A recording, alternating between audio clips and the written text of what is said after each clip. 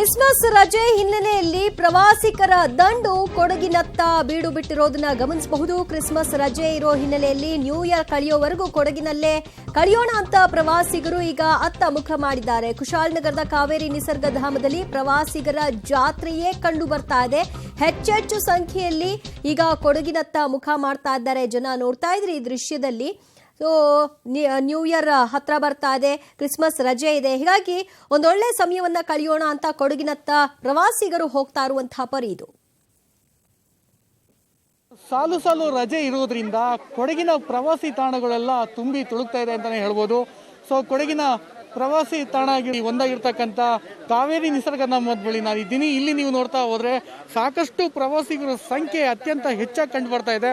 ಎಲ್ಲರೂ ಕೂಡ ಸಾಮಾಜಿಕ ಅಂತರವನ್ನ, ಮಾಸ್ಕ್ಗಳನ್ನೆಲ್ಲ ಮರೆತು ಎಂಜಾಯ್ಮೆಂಟ್ನ ಮಾಡ್ತಾ ಇದ್ದಾರೆ.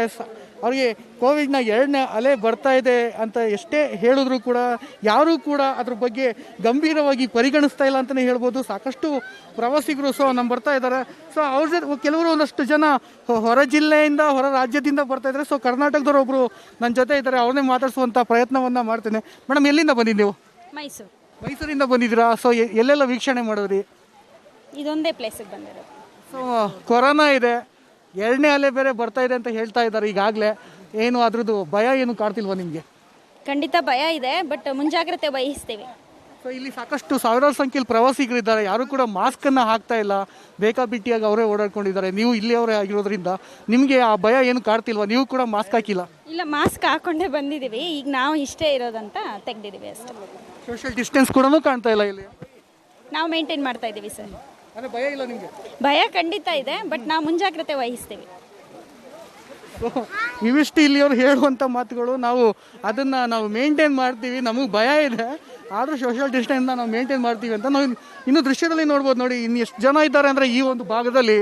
ಅಂದರೆ ಕಾವೇರಿ ನದಿಯ ತೀರಕ್ಕೆ ಹೆಚ್ಚಾಗಿ ಪ್ರವಾಸಿಗರು ಬರ್ತಾ ಇದ್ದಾರೆ. ಎಲ್ಲರೂ ಕೂಡ ನೀರಿನಲ್ಲಿ ಅತ್ಯಂತ ಚಳಿಯ ವಾತಾವರಣ ಏನಿರುತ್ತೆ ಆ ಒಂದು ವಾತಾವರಣದಲ್ಲೇ ಸಾಕಷ್ಟು ಜನರು ನೀರಿಗೆ ಇಳಿದು ಎಂಜಾಯ್ಮೆಂಟ್ ಮಾಡುವಂಥ ಪ್ರಯತ್ನವನ್ನು ಮಾಡ್ತಾ ಇದ್ದಾರೆ. ಸುಮಾರು ಸಾಲು ರಜೆ ಇದೆ. ಸುಮಾರು ಈಗಲಿಂದ 1 ವಾರಗಳ ಕಾಲ ಕೊಡಗಿನ ಬಹುತೇಕ ಪ್ರವಾಸಿ ತಾಣಗಳು ಏನಿದೆ ಅಲ್ಲಿ ಎಲ್ಲರೂ ಕೂಡ ಈ ಒಂದು ಭಾಗಕ್ಕೆ ಹೋಗಿ ಎಂಜಾಯ್ಮೆಂಟನ್ನು ಮಾಡಲಿಕ್ಕೆ ಕೂಡ ಮುಂದಾಗ್ತಿರ್ತಕ್ಕಂಥದ್ದು ನೀವು ದೃಶ್ಯದಲ್ಲಿ ನೋಡ್ಬೋದು. ಯಾವ ರೀತಿ ಎಂಜಾಯ್ಮೆಂಟ್ ಮಾಡ್ತಾ ಇದ್ದಾರೆ ಅವರು.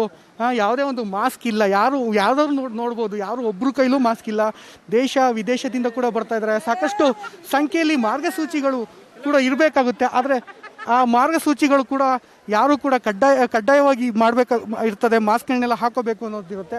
ಅದನ್ನೆಲ್ಲ ಮರೆತು ಎಲ್ಲರೂ ಕೂಡ ಎಂಜಾಯ್ಮೆಂಟ್ ಮಾಡ್ತಾ ಇರೋದು ಮಾತ್ರ ನಾವಿಲ್ಲಿ ದೃಶ್ಯದಲ್ಲಿ ಕಾಣ್ತಿದ್ದೀವಿ. ಎಲ್ಲೋ 2ನೇ ಅಲೆ ಹೊರ ಜಿಲ್ಲೆ, ಹೊರ ರಾಜ್ಯದಿಂದ ಎಲ್ಲರೂ ಮತ್ತೆ ರಾಜ್ಯಕ್ಕೆ ಅಪ್ಪಳಿಸುತ್ತಾ ಅನ್ನೋದು ಕೂಡ ನಮಗಿಲ್ಲಿ ಕಾಡ್ತಾ ಇರ್ತವಂಥ ಪ್ರಶ್ನೆಗಳು. ಯಾಕೆಂದರೆ ಎಲ್ಲರೂ ಕೂಡ ಹೆಚ್ಚಾಗಿ ಆಂಧ್ರ, ತಮಿಳುನಾಡು, ಮಧ್ಯಪ್ರದೇಶ ಈ ಭಾಗದಿಂದೆಲ್ಲ ಸಾಕಷ್ಟು ಜನರು ಕೊಡಗಿನತ್ತ ಮುಖ ಮಾಡಿರ್ತಾ ಇದ್ದಾರೆ. ಹಾಗಾಗಿ ಇಲ್ಲಿಯ ಜನರಿಗೆ ಒಂದಷ್ಟು ಆತಂಕ ಮನೆ ಮಾಡ್ತಾ ಇದೆ ಅಂತಲೇ ಹೇಳ್ಬೋದು. ಇಯರ್ ಎಂಡ್ ಯಾವ ರೀತಿ ಎಂಜಾಯ್ಮೆಂಟ್ ಮಾಡ್ತಾಯಿದ್ರೋ ಗೊತ್ತಿಲ್ಲ, ಬಟ್ ಕೊರೋನಾ ಅಂತೂ ಹತ್ತಿರಕ್ಕೆ ಬರಲಿಕ್ಕಂತೂ ತುಂಬ ಎಲ್ಲರೂ ಕೂಡ ಮುಂದಾಗಿದ್ದಾರೆ ಅಂತಲೇ ಹೇಳ್ಬೋದು. Mallikarjun, public TV, Madikeri.